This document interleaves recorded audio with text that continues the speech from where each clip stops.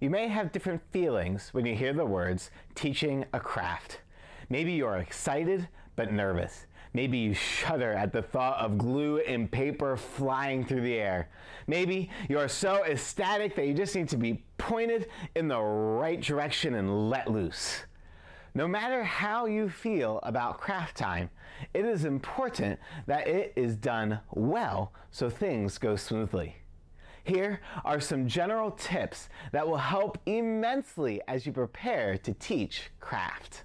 Before the kids arrive, complete an example of the craft before the club session for visual reference.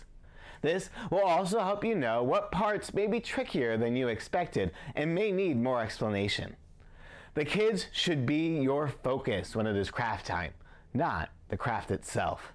Ensure all supplies are ready before kids arrive. If possible, lay out the materials at each child's spot or have a plan for distributing them.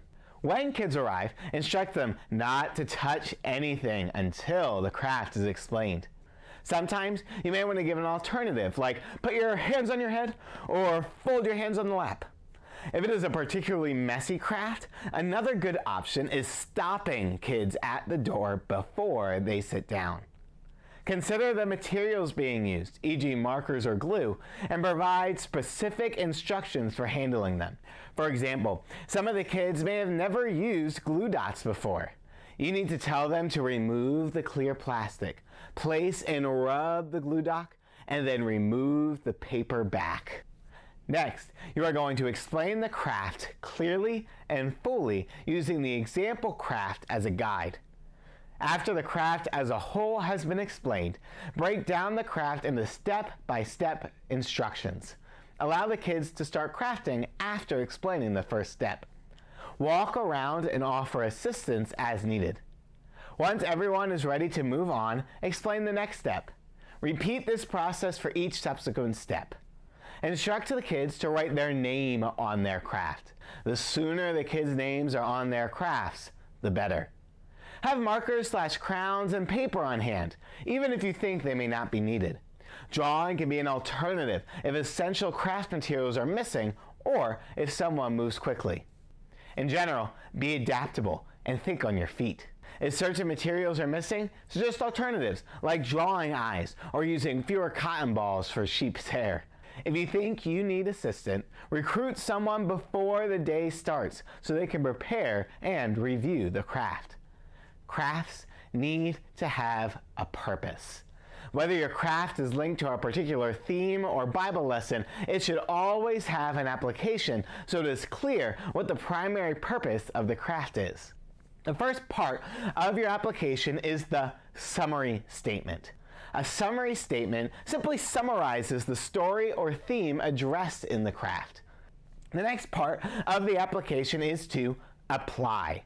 How does the connection between the lesson and the craft apply to the life of the child? The last part is the challenge, and with a challenge based on the application. The challenge should start with, will you? Crafts can make a great reminder of the challenge for kids to take home. Note, these steps may be done in the beginning of a craft, end of a craft, or in bits and pieces throughout. Take advantage of times between directions to discuss the story or concept. Be sure to link in and out of the application each time it is visited. See if you can find components of an application in this example. Many times, the biggest problem craft leaders have is maintaining control over the group being taught. Remember, some of these basic managing children techniques that can have a huge impact. Always gain attention. Use your quiet signal every time before you speak. Everyone should be zipped up and listening up before you start talking. As you talk, be sure to project your voice effectively. Use your diaphragm to project instead of your throat. There's a difference between projecting and yelling. Use logical consequences. Take away things that are not being used properly. If a child makes a mess, they need to clean it up.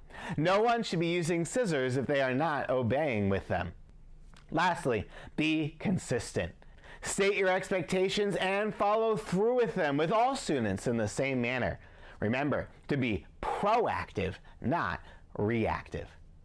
I hope this changes your feelings for craft time for the better. Sometimes it can be crazy, but remember these simple tips and it can go smoothly. Next time you hear teach a craft, don't think about everything that could go wrong or even how it's the best thing in the world. Instead, think about how you are guiding children to create something of their own, just as God created them. Happy crafting!